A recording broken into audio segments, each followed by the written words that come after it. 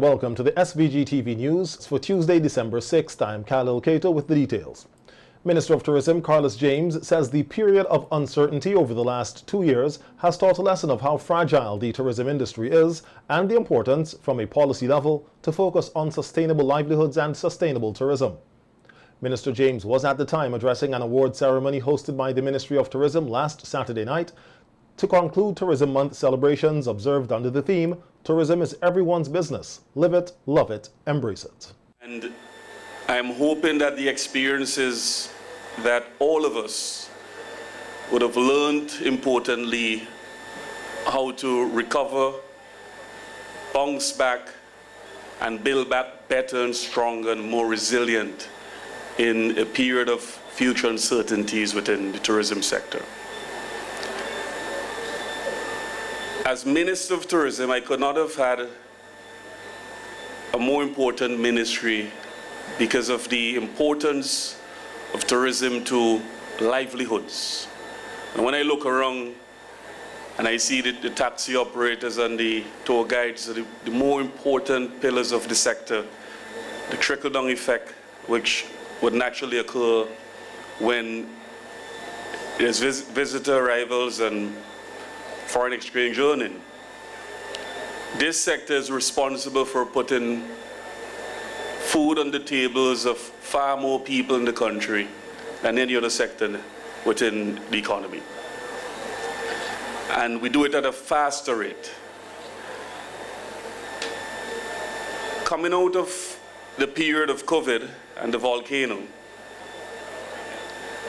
we intend as the ministry to work even closer with you, the stakeholders.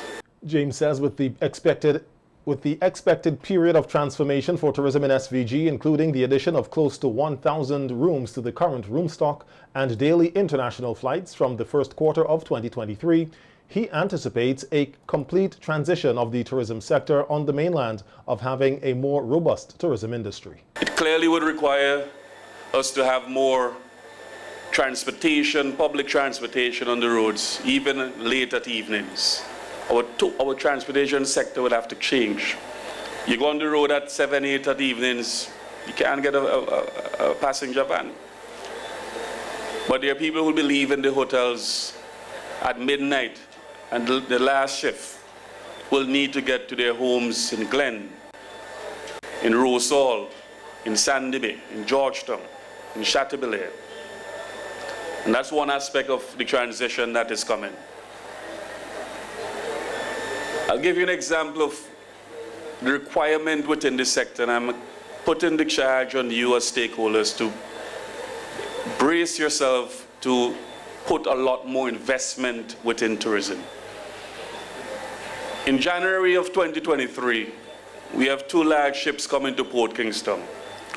And I was informed by one of the agents that they had to cancel one of the ships. So I said, but why are you canceling the ships? We can accommodate at least 2 vessels.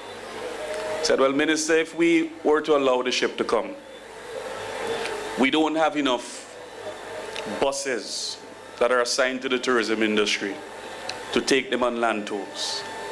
We don't have enough yachts or vessels to take them on the marine tours, which we have the Grenadine Islands and the north coast of St. Vincent. Simply need more boats in the water.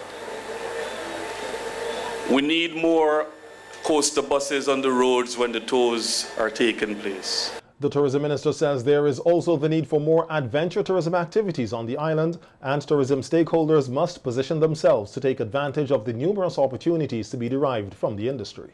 And I can understand if stakeholders would shy away maybe 5 years ago from investing in the tourism sector, putting in a zip line, a cable car, or quad bikes to do marine tours and land tours. But the opportunity that is coming within a few months from now, the completion of Sandals, Royal Mill, the Marriott, all of these major hotels to add to the complement of hotels we have on mainland. We're going to see a lot more visitors to our islands. They want more things to do, and we have to provide the opportunities and the put the resources in to make the investment in tourism and all of the complementary packages that come with the tourism sector. So I'm encouraging you stakeholders to seriously look at the numbers, look at what is happening now at the airport with flights from Miami, New York, Canada. Look at what is going to happen with daily flights coming out of Miami next year. Do the numbers and see whether or not now is the right time to make that leap in a major investment in tourism-related services in St. Vincent and the Grenadines. Now is the opportunity to get on board with that. In Parliament yesterday, Prime Minister Dr. Ralph Gonsalves reiterated that St. Vincent and the Grenadines unequivocally rejects and condemns the persistent efforts of the United States of America to interfere and intervene in the internal affairs of Cuba. The Prime Minister was at the time addressing a special sitting of Parliament held as part of the three-day state visit of the Cuban President Miguel Diaz-Canel and his delegation. Vincent and the Grenadines stands with the overwhelming majority of the member states of the United Nations, including traditional friends of the USA, in the denunciation of the criminal economic embargo, the illegal unilateral sanctions against Cuba, and the absurd declaration of Cuba as a state sponsor of terrorism. Indeed, Cuba has been a victim of terrorism sponsored by agencies of the United States government, as for example, the blowing up of the Cuban aircraft off the coast of Barbados in October 1976, and the hundreds of assassination attempts against the Cuban leaders, especially Fidel. St. Vincent and the Grenadines considers it unacceptable in international law and immoral for the United States of America to label the Cuban internationalist brigades of doctors, nurses, engineers, and other professionals to be victims of human trafficking. In this absurd way, the USA unwittingly devalues the genuine fight against human trafficking globally. PM Gonsalves says although St. Vincent and the Grenadines and the USA have close economic, political, and people-to-people links, SVG cannot reasonably be expected to have its foreign policy in relation to Cuba determined or constrained by the presidential, senatorial, congressional, and gubernatorial politics of South Florida. Time that the USA effect an appropriate rapprochement with Cuba on the basis of mutual respect and dignity as befitting the peoples and governments of two great countries, Cuba and the United States of America. Such an eventuality would greatly please St. Vincent and the Grenadines. After all, we are friends of all, and we strive for a better world. The foregoing issues and considerations have helped to shape the discussions which the President of Cuba and I and our respective delegations have had over the past 2 days. St. Vincent and the Grenadines reaffirms its commitment to fortifying further Cuba, St. Vincent and the Grenadines relations in every material particular. In his address to SVG's Parliament, the Cuban president says despite the attempts to isolate Cuba, they do not feel alone, given the support they have been receiving from countries like St. Vincent and the Grenadines. Today we are receiving encouragement and support from peoples and governments that are our friends and that are expressing to us solidarity. And you are an example, the moving example of a small nation that continuously embraces us with gestures of altruism and generosity. For this reason, today, before this respectable assembly, I want to profoundly thank the people and government of St. Vincent and the Grenadines for their displays of solidarity and for their resources you have shared with Cuba at critical times for my country.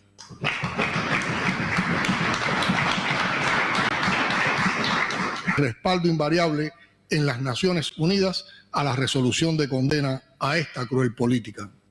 Our eternal gratitude goes to the people and government of St. Vincent and the Grenadines, and in particular to Prime Minister Ralph Gonsalves for your firm and active support for Cuba's claim to see an end to the U.S. blockade on our country, something that is manifested every year at the United Nations with the unwavering support for a resolution that condemns that cruel policy against us. Meanwhile, the state visit of the Cuban president to SVG has been deemed educational for students who participated in the welcoming activities at the Argyle International Airport, the Georgetown Medical Diagnostic Center, and at the House of Assembly. On all occasions, the president and his wife engaged the students. Minister of Education Curtis King says the students should be aware of the relations between SVG and Cuba, which he say have been good thus far. Very important that our students know the history of our country and, of course, show appreciation for those countries who are always willing to assist us in our developmental efforts. And certainly, Cuba, as a Caribbean neighbor, Caribbean country, has played a significant part in our own historical development.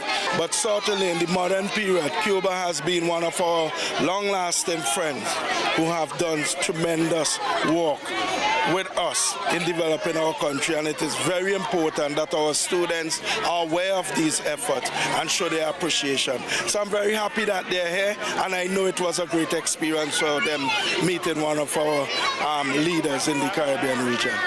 Outside of the House of Assembly on Monday, students of the C.W. Prescott Primary, the Lowman's Leeward Anglican and Bishop's College Kingstown were on hand to greet the president. Nichols, I represent Bishop's College, Kingston, and my experience here today was nice. We got to see the president of Cuba, and I think he was very nice. I'm very excited, and I don't know anything about Cuba, but I would like to learn though about Cuba. I feel very good that I'm here meeting the Cuban president. Did you learn anything today? Yes, please. What is that? I learned about how you're supposed to stand when you're meeting. I learned about the courthouse, the parliament house. President Diaz-Canel left the state yesterday afternoon for Barbados, where he is participating in the 8th CARICOM-Cuba Summit. SVG is being represented at the summit by Prime Minister Dr. Ralph Gonsalves and Minister of Foreign Affairs and Foreign Trade, Kiesel Peters. There have been some new developments as it relates to flights between SVG and Grenada. In July this year, new arrangements were reached by the Grenada government to resume airlift via St. Vincent, Carriacou and Grenada.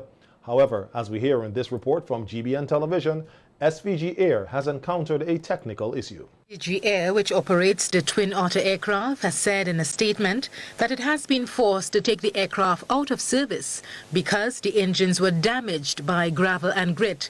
According to a statement from SVG Air, on October 29th, the pilots reported an issue with the engines on the last flight from Carriacou to St. Vincent. After inspection, it was identified that the engines had sustained significant damage due to the ingestion of gravel and grit. As a result, the aircraft was grounded and both engines sent for repairs. The statement went on to say since the end of October, they have been subchartering aircrafts to maintain the Carriacou service. But unfortunately, it is now getting busy and aircrafts are no longer reliably available to charter. The SVGS statement noted that this will cause an interruption to the service for several weeks at a minimum. SVGS said they are working closely with the government of Grenada to source an additional aircraft that will be based in Grenada for 2023. Two fishing vessels under the Ministry of Fisheries Fleet Expansion Program were recently handed over to their owners during a brief ceremony at the Kingstown Fish Market. Minister of Fisheries Soboto Caesar says it is the aim of the government to ensure that the Fleet Expansion Program succeeds and every effort will be made to accommodate those who want to be involved. That there were many persons who want to get into fishing, but they could not meet the required threshold established by the lending institution. So the government decided to put in 20% into any purchase for any pirogue up to a value of $100,000. And the recipient would put in between 1.5 to 0.5%, and The rest of it will be would be capitalized by KCCU, and we are having conversations with several off-takers, because there are several off-takers who have made a commitment to ensure that they have some skin in the game as well. They want to participate in the capitalization of the vessels. In addition to outsourcing vessels, Minister Caesar said efforts will be focused on developing a local boat building industry. Living in the United States of America for several years, Mr. Ken Delisha decided to make what I consider to be a leap of faith. And it came about because of his confidence in the fisheries sector in the country, after speaking to the fisheries officer and the technicians in the ministry. And he decided to purchase 3 pirogues out of Mexico. Between that time and now, he was able to sell one of the pirogues, and the other 2 have been made available for this program. He is still able to provide St. Vincent and the Grenadines with pirogues, and we also made a connection in Trinidad and Tobago, and that producer came to St. Vincent and the Grenadines and is in the process of leasing a facility here so that the vessels can be constructed in St. Vincent and the Grenadines.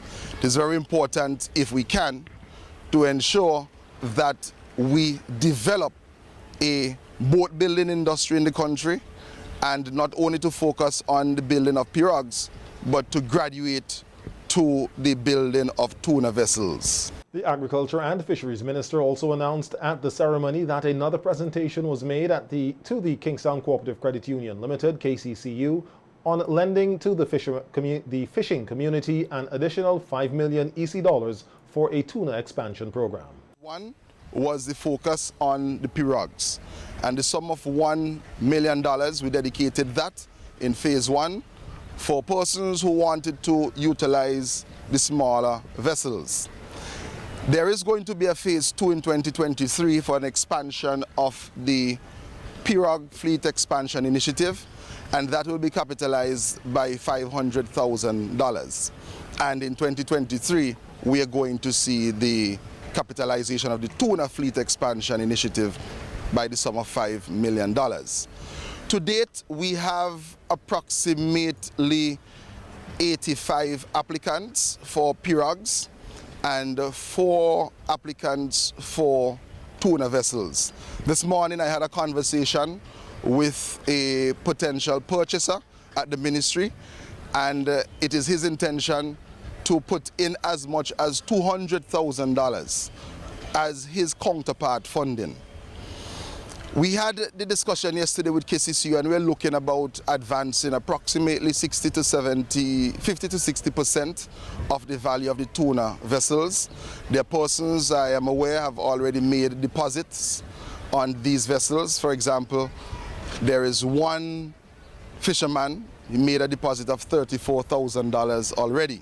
Meanwhile, the Ministry of Agriculture continues to take steps for SVG to become the hub of the cattle industry in the Caribbean. Recently, a U.S. cattle rancher paid a visit to the island to look at its agriculture production, specifically the opportunities in the livestock industry. Michael Vieira says he came to SVG at the invitation of Minister Saboto Caesar, and it is his hope to help SVG grow its livestock industry through cattle rearing. Company called A Legacy Genetics, and our focus has been on tropical heat-resistant genetics. So we specialize in heat-resistant cattle genetics, cattle that will thrive in climates like yours. Since I've been here the last couple days, I've got to visit farms and ranches, and I just am overtaken by the hospitality of your people of the St. Vincent and the Grenadines. It's been a truly unique and amazing experience to be here, and I just want to thank the entire country for the time they've given me and the generosity from the Ag Department and from Honorable Sabato for allowing me to come and spend some time with your people and learn a little about your agricultural industry. Noting that there are a lot of opportunities and resources in SVG to raise cattle, Vieira says his company focuses on different breeds, and he was happy to see those with the slick gene on the island. Does it allows a cow to regulate her body temperature during times of heat stress, and a cow will actually experience heat stress between 68 and 7 degrees Fahrenheit. So right around 19 to 20 degrees Celsius, a cow will actually experience heat stress, which she'll reduce her dry matter intake, so she'll eat less. Her fertility goes way down. If you're milking her, milk production goes down. So these are very important things to have in cattle that need to adapt to your local environment. So we have a breed, we have the Slick Holstein, which is geared towards your dairy industry. It's a milking breed, it's a tropical milking breed. In fact, interesting enough, the Slick gene mutation comes from right here in the Caribbean, which is a notch in for your success. And I saw a lot of Slick genetics already on the island. But we have a Holstein bull, the very first one that was actually introduced to the U.S., and he came right here from the Caribbean. He's a Puerto Rican bull, and his name was Simba. And then also we've worked closely with the University of Florida, who's in the subtropics, and they have some Slick genetics on their dairy farm, but they also developed a beef breed. Over the last 50 years, they've concentrated on heat-resistant cattle, and they actually developed a strain of white Angus. So it's a breed of Angus cattle that will they can be bred successfully and raised successfully in hotter climates, hotter regions of the world, but they maintain a high percentage of Angus, so you don't lose that quality carcass value that they're known for. So you can produce high quality carcasses in the tropics. So those are two of the things we're really excited about. And the Agriculture Minister today handed over seeds to Extension Officer Alban Williams of the Agriculture Input Warehouse. SVG received these seeds from West Coast Seeds of Canada. We are here receiving 275 different varieties of seeds in St. Vincent and the Grenadines. And it is coming at a time when we are preparing a diversified production platform in our country to reduce the food import bill and to prepare for the growing hospitality industry that we are having here in our country. I want to take this opportunity to encourage the farmers of our country to participate in growing these new varieties. Minister Caesar says a program will be established with several farmers so that the seeds are used, and that the Ministry of Agriculture will provide fertilizer and any technical support. Seeds definitely will go a very long way. And the intention is that after we have distributed these seeds and they've produced, that they will become an integral part of the national food supply chain. It is the quest of our government, it is the quest of the ministry to ensure that food is always available, accessible, and affordable in our country. St. Vincent and the Grenadines, we pride ourselves as the breadbasket of the Southern Caribbean.